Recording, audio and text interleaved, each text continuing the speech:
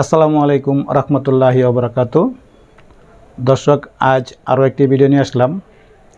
আজ আমি আপনাদের দেখাবো আইপিএসের ট্রান্সফর্মার কোন হিসাবে বানবেন, কিভাবে হিসাবটা করবেন, কোর দিয়ে ববিন দিয়ে কিভাবে হিসাব করবেন আমি আপনাদের তা দেখাবো।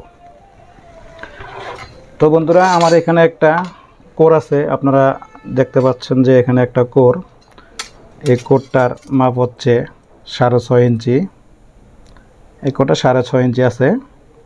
তো আমি যখন যে ট্রান্সফর্মারটা তৈরি করব, এটা হচ্ছে 36 ভোল্টের একটা ট্রান্সফর্মার। তো 36 ভোল্ট ট্রান্সফর্মারটা কীভাবে আমরা তৈরি করব, ডিএসপি ট্রান্সফর্মার, তো আমি আপনাদের হিসাবটা দেখাচ্ছি। প্রথমত আমি এখানে যে ভিতরের গ্যাপের যে মাপটা আছে, ভিতরের ছাড়টা কোরের, এই ভিতরের মাপটা আমি এখান থেকে নেব। এটা আমার 2 ইঞ্চি 1 সুতা আছে। তো 2 ইঞ্চি 1 সুতা আছে, আমি ক্যালকুলেটারে 2.1 দেব। তারপর আমি যে ববিনটা নেব, মনে করেন যে ববিনটা নিচ্ছে এইভাবে, যদি 3 ইঞ্চি হয় তাহলে 3 ইঞ্চি হবে, যদি 4 ইঞ্চি হয় 4 ইঞ্চি হবে, এভাবে ধরবেন ববিনটা, ববিনের ভিতরের সাইডটা। আমি একটা ববিন দিয়ে আপনাদেরকে দেখাচ্ছি কীভাবে ধরতে করেন। এটা হচ্ছে ববিন। যদি আপনার 5 ইঞ্চি হয়, এই যে, তাহলে এরকম সাইজ ভিতরের সাইডটা এইভাবে নেবেন। আর যদি 4 4.5 হয় তাহলে ভিতরের মাপটা এইভাবে নেবেন। কোরের হিসাবটা এখান থেকে করবেন আপনারা। কোরের যে হিসাবটা সেটা করবেন হচ্ছে এখান থেকে। তো আমি এখন যেটা দিয়ে যে ট্রান্সফর্মারটা তৈরি করব সেটা হচ্ছে আমার 6.5 এর 3.5 ইঞ্চি ফিটনেস, 3.5 ইঞ্চি ফিটনেস। তো এখান থেকে আমি যে মাপটা পাইছি 2.1, মানে 2 ইঞ্চি 1 সুতা। এই 2 ইঞ্চি 1 সুতা আমি ক্যালকুলেটারে এখানে নিলাম। এই যে দেখুন 2 ইঞ্চি 1 সুতা এখানে আছে। তারপরে আমি পূরণ দেব, মানে গুণ। আমার যে ববিনটা ওটা হচ্ছে 3.5 ইঞ্চি।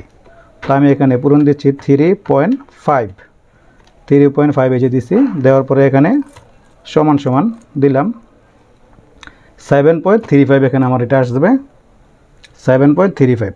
আমি আপনাদের আবার দেখাচ্ছি 2.1 পূরণ 3.5। তো এখানে আমার আসতেছে 7.35, 7.35। ঠিক আছে, 7.35 এখানে আমার এটা হিসাবটা আসছে। তো এখন আমি এই হিসাবটা এখান থেকে সরিয়ে ফেলবো। এটা এখান থেকে সরিয়ে ফেললাম। এখন আমার যে কোরের যে সিলিকনের যে আমাদের হিসাব, আমরা এটা অনেকেই জানি, সিলিকনের হিসাবটা থাকে আমাদের 7.5। তো আমি এখন 7.5 দেবো। এটা 7.5 ভাগ দেবে এটা দিয়ে। আমি ওখানে যে পয়েন্টটা পাইছিলাম 7.35, তো এটা দেখুন আবার গুণ দেব। আমি যে ভোল্টেজটা বের করব, আমি যদি এসি ভোল্টেজটা বের করি তাহলে আমার এই হিসাবটা দিয়ে এসি ভোল্টেজটা বের করতে হবে। আমি এখন কত ভোল্ট বের করবো এটা দিয়ে? যদি এসি বের করি 240 কিংবা 250, যদি 240 বের করি, আমি এটাতে 240 ভোল্ট বের করব আমার এই আইপিএসটার ট্রান্সফর্মারের ভিতরে।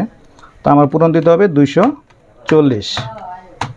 তাহলে এখানে আমার আসতেছে 244 টান, 244 টান 0.897, তার মানে প্রায় 245 টানের মতো এখানে আমার আসতেছে। আর যদি আমি এখন ডিসিটা পেঁচাই, এটা কিন্তু এসিটার হিসাবে বের করে দিলাম, 244 টান মানে 245 টানই ধরেন আপনারা, এটা 245 টান এখানে হচ্ছে। এখন ডিসিটার ক্ষেত্রে কি করব, আবার আমি এটা ভাগ দিচ্ছি, যে এখানে আসছে আমার 245, এটা আমি ভাগ দিচ্ছি, ভাগ 240। তো এখন আবার পূরণ দিলাম। এখানে আমার কত ভোল্ট দিতে হবে এখন এসির ক্ষেত্রে, ডিসির ক্ষেত্রে, ডিসি। তো ডিসিটা আমি এখন যেটা পেঁচাবো পূরণ, আমার যেহেতু ডিএসপি সাইন ওয়েভ, ডিএসপি ট্রান্সফর্মারটা আমি 21 ভোল্ট বের করবো। 21 ভোল্ট বের করলে আমার কী করতে হবে, 3 7 21, আমরা 7 ভোল্ট বার করি সবসময় ডিএসপিতে। তো এখন এটাকে আমি 21 ভোল্ট বের করব।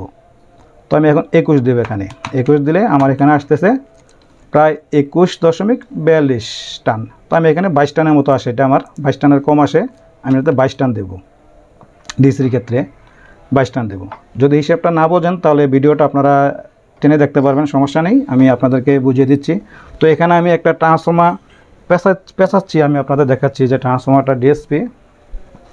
প্রথমে কিন্তু আমি এসিটা এখানে পেঁচিয়ে ফেলছি। এটা হচ্ছে 6.5 কোরের 3.5 ইঞ্চি ফিটনেস, যেটা আমি আপনাদের হিসাবটা দেখালাম সেই হিসাবটা এখানে। আর এখানের জন্য যে সেন্সরে যে একটা আমরা ভোল্টেজ বের করি, সেম হিসাব করি আপনার সেন্সরের জন্য একটা 15 ভোল্টেজ বের করতে পারেন।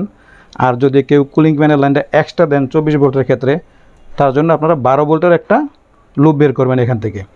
প্রথমে এসিটা পেঁচাবেন, তারপরে ডিসিটা পেঁচাতে হবে।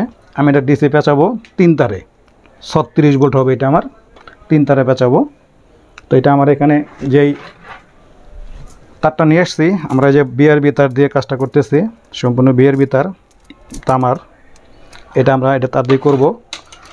তো এটা আপনাদের দেখাতে গেলে ভিডিওটা অনেক লং হয়ে যাবে, আমি চাই না ভিডিওটা দীর্ঘায়িত করতে, বড় করতে চাচ্ছি না। তো দর্শক, যদি ভিডিওটি ভালো লাগে লাইক কমেন্ট শেয়ার করবেন। আর আমার চ্যানেলে যারা নতুন তারা অবশ্যই আমার চ্যানেলটি সাবস্ক্রাইব করবেন, যাতে নতুন নতুন ভিডিওর আপডেট সবার আগে আপনার কাছে চলে আসে। তো আজকের মতো এখানে বিদায় নিচ্ছি। আসসালামু আলাইকুম রহমতুল্লাহি ওয়া বারাকাতুহু।